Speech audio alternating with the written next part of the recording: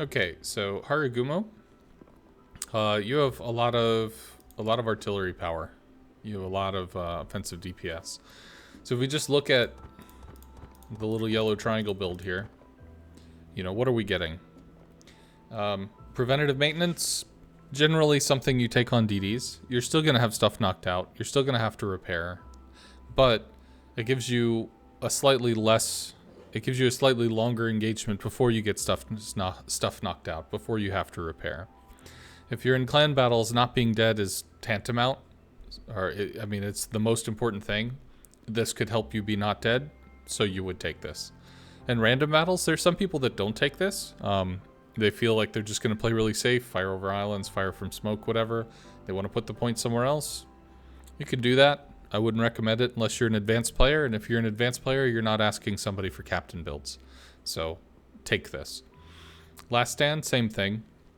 You're going to get stuff knocked out. When it's knocked out, this will allow you to have a little better engine, a little better rudder, a little more capability in the back pocket until you can get safe. So again, if you were super pro, you could make the decision not to take it. You could. But in general, people are going to find you. You're going to be radared. You're going to end up in a situation where people are going to shoot at you. You're going to have your rudder break. You're going to have your engine break. It's a DD. So these 2 points are pretty mandatory unless you feel like you are cream of the effing crop and you've got a plan and you decide not to take these. So in general, if you're playing a DD, you always take these. You just do. Until you've decided you have transcended humanity enough that you no longer need to. After that, survivability expert, once again, you could assume that you're going to fire from smoke, fire over islands, be super sneaky, never take damage. But again, if you're thinking in a clan battle, you're going to take damage. People are going to bring radar. People are going to offensively push you. They're going to spot you. You're going to take damage. You're going to take this as well. The only time you wouldn't take survivability expert is if you're in a really super sneaky torp boat, and you feel like you absolutely control your position on the map, what's going on, you have mastery over your health pool.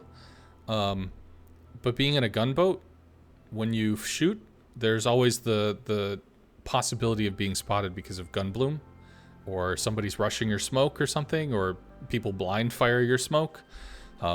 You need health. Health makes you not dead. So these 3 are pretty much the holy trinity for DDs, or actually you could say there are 4 because the last one's concealment. You don't have to take concealment. You don't have to take survivability expert. You don't even have to take these. But they all give you what a DD tends to want, which is, oh god, I'm engaged, please don't kill me. Oh god, I'm engaged, maybe I won't be dead before I get out. And maybe I avoid being engaged in the first place. All of these things preserve your ship and allow you to position and not die. You can play without concealment. If you're doing that, you're probably doing it because in a clan battle setting, you might be only doing smoke for a big cruiser. And because of that, you're playing away from the front line anyway, so it's very unlikely that you get proxy spot or get surface spotted. Since you're hanging with a cruiser that has 10-kilometer detection anyway, if you don't take this, it's going to work out. You might have 8-kilometer detection or something instead. But that is a possibility. But in general, you can assume this is your first 10 points in every DD that you play. After that, you can start to specialize into what the DD does. The Harugumo is a pretty crazy super gunboat. Has torpedoes. If we look at what the torpedoes are, they hit like a truck. They're almost 24,000 damage. They move fairly quick at 67 knots. There are faster, but that's pretty zippy. Their detection is 1.7, which is pretty good. Some of the Shimikaze torps have 2-kilometer something detection, or homing torps off a submarine have 2.2 or 2.3 kilometer detection. So having 1.7 is nice. It could be less, but that's pretty straightforward. That being said, you only have 1 rack, and you do have a torpedo reload booster, but Harugumo is not known as a torpedo destroyer. She's known as a gunboat.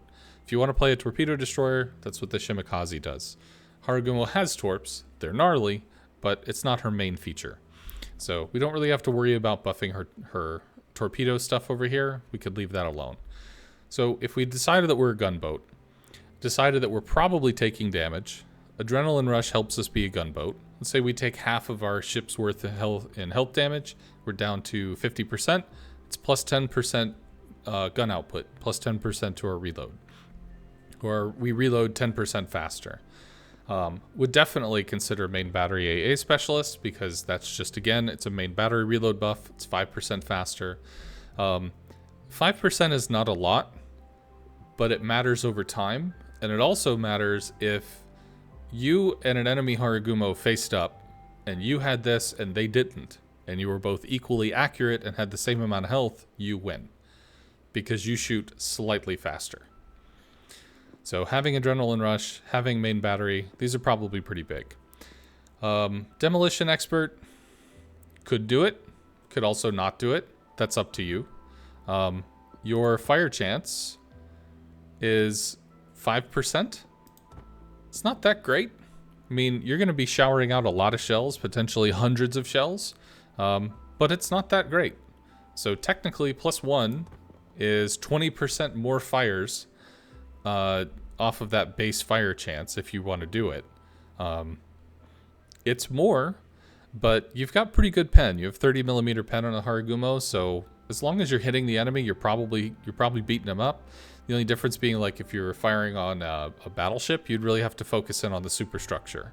Unless you took IFHE, which you would then have 37mm of pen, and you're not going to be able to pen a US battleship. You're not going to be able to pen stuff that has 38mm or more, but you will be able to pen 32, which is noses of battleships, or in some cases, all of the battleships. So if it's like, if they bring a Conqueror, which you're not going to see very often in clan battles, if they bring a Montana, if they bring an Ohio, those both have 32mm noses.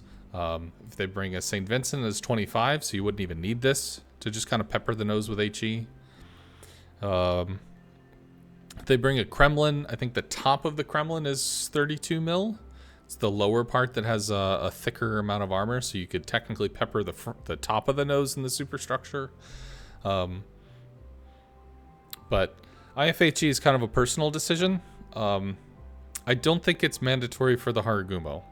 IFHE is all about breakpoints, and your breakpoint is basically you go from 30 up to 37, which means you can pen 35, which you're not going to see in clan battles. I think 35 is like Riga deck. And I can't think of something else that has 35 off the top of my head. So that basically means you're able to pen 32, which means you're able to pen the nose and the stern of a battleship, or lightly armored battleships like the Conqueror or the Republic or something. You might see a Repub, you might see a Burgoyne, but even that is pretty unlikely. They're not really in flavor right now. So I would say inertial, probably no. Fire, maybe. Depends on how much you're expecting to shoot. What do you do? Are you trying to burn down a battleship? If so, sure. If you're trying to rip into a cruiser, you already have the pen for that. So these 2 points could matter, but they could also not matter. That's up to you.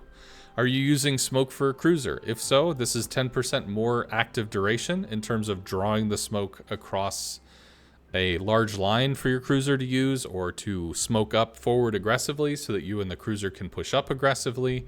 But if you're not trying to rely heavily on smoke play, having 10% less smoke duration, 10% less engine boost, you'll live. So this is conditional to what your clan wants to do. This is conditional to what you expect to do, although it's never bad to have more fire chance. As far as the reload, this one is also going to be conditional to what your clan expects to do if you're using that smoke consumable.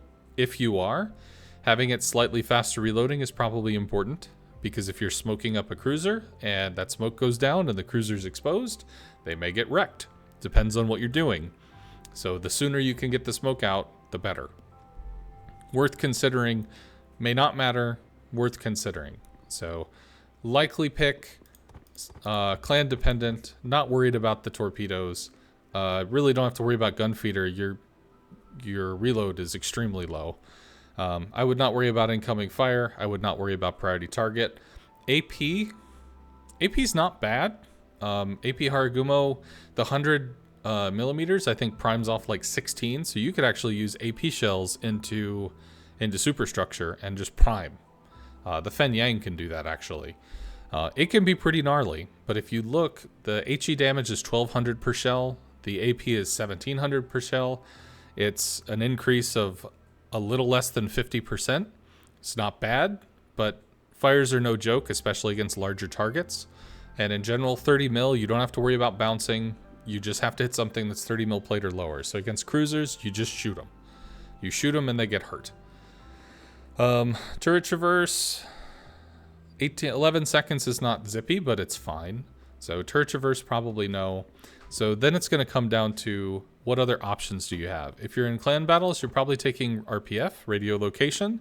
You need to know where the enemy is because the enemy could spot you. The enemy could run up on you and your cruiser in smoke and get close enough that when your cruiser shoots, it gets lit from smoke fire. Or it could just force something against you.